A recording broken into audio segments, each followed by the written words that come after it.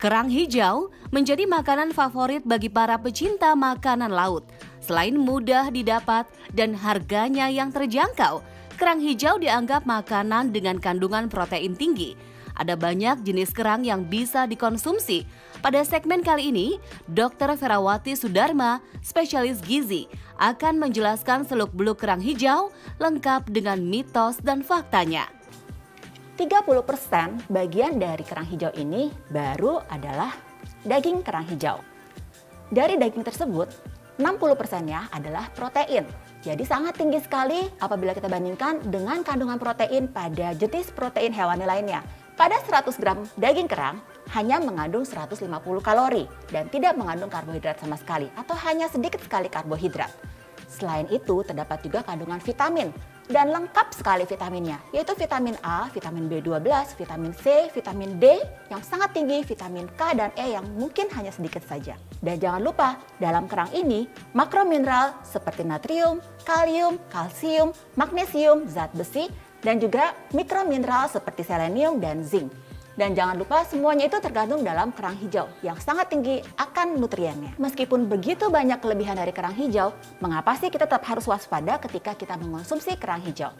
Yang pertama tentu saja, walaupun FAO tidak mengklasifikasikan kerang hijau dalam salah satu jenis bahan makanan yang tinggi akan logam berat, tetapi harus diketahui kandungan logam berat dari kerang hijau tergantung dari mana asal dari kerang hijau tersebut.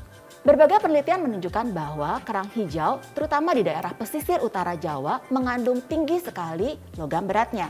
Hal tersebut sudah terkonfirmasi dari berbagai macam penelitian. Penelitian tersebut membandingkan kadar dari logam berat pada daerah-daerah seperti Jakarta, kemudian Brebes, kemudian Demak, Cirebon, dan juga di Banten. Ternyata di Teluk Jakarta kandungan logam beratnya lebih tinggi daripada daerah-daerah yang lainnya. Oleh karena itu, ketika kita mengonsumsi kerang hijau, perlu dipertimbangkan dari mana kerang hijau tersebut berasal. Beragam mitos dan juga fakta tentang manfaat dan juga akibat dalam mengonsumsi kerang hijau. Satu di antaranya, kerang hijau membantu mencegah anemia. Fakta. Mengapa? Karena dalam kerang hijau ini ternyata banyak sekali kandungan gizinya yang dapat mencegah terjadi anemia.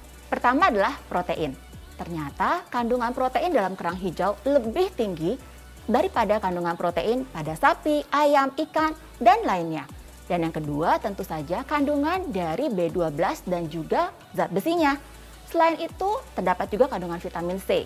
Semua hal tersebut akan membantu terbentuknya sel darah dalam tubuh seseorang dan akan mencegah terjadinya anemia.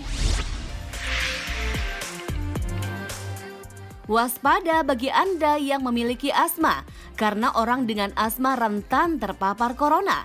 Nah, ini ada kabar baik. Mitosnya rutin mengonsumsi kerang hijau dapat mengurangi gejala asma. Benarkah itu fakta atau mitos? Itu adalah fakta.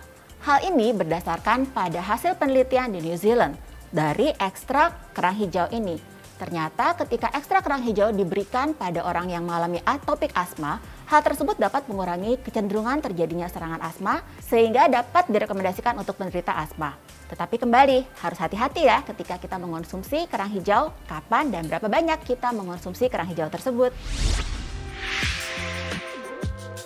Nah, bagaimana? Sudah jelas ya, mana yang fakta dan juga mana yang mitos dari manfaat mengonsumsi kerang hijau. Supaya tidak salah dalam memilih dan mengolah kerang hijau. Yuk simak dulu tips dari Dr. Vera berikut ini. Nah, sekarang kita bahas yuk bagaimana kita memilih, menyimpan, mengolah, dan juga memasak dari kerang hijau ini.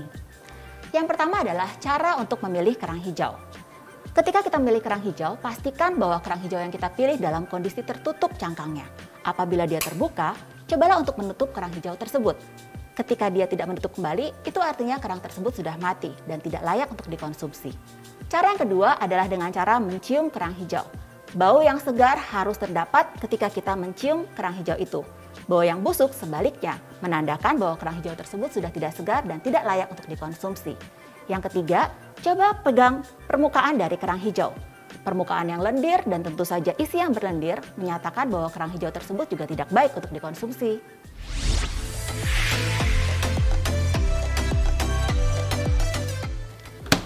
Nah, Sekarang, bagaimana cara penyimpanannya? Penyimpanan yang terbaik ternyata menyimpan pada tempat yang tidak terlalu tertutup rapat. Biarkan sedikit udara mengalir agar daging kerang tidak rusak. Dan juga diharapkan terbaik adalah kita langsung mengolahnya ketika kita sudah membelinya. Dan apabila kita menyimpan, maksimal adalah selama 1 bulan. Sekarang kita akan coba untuk memasak satu hidangan dari kerang hijau yang praktis, mudah, dan tentu saja sehat.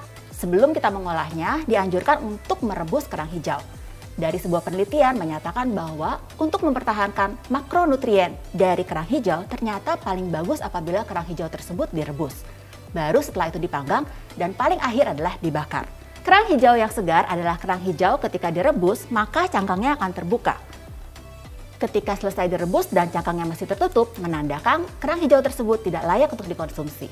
Satu tip lagi adalah ketika kita merebus, boleh juga ditambahkan sedikit garam atau sedikit limau dan juga sedikit daun salam untuk mengurangi bau amis dari kerang hijau ini.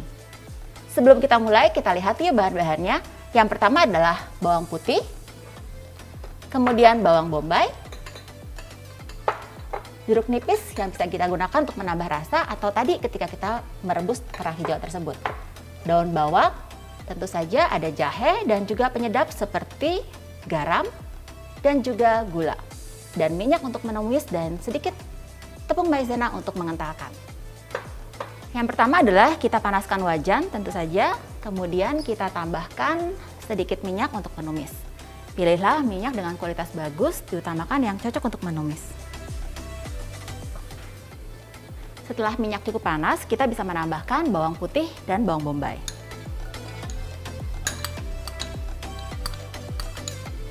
Penambahan dari bawang putih dan bawang bombay selain menambah aroma rasa, tentu saja memberikan manfaat kesehatan.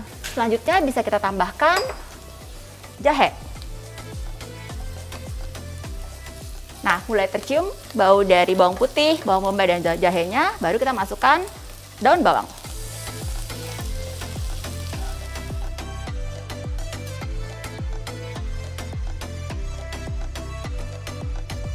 Terakhir kita masukkan si kerang hijaunya.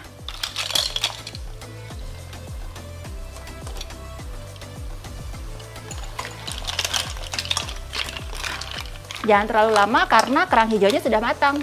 Hanya cukup untuk mencampurkan bumbu dengan kerang hijaunya. Nah, sekarang sudah siap. Mudah bukan cara masaknya?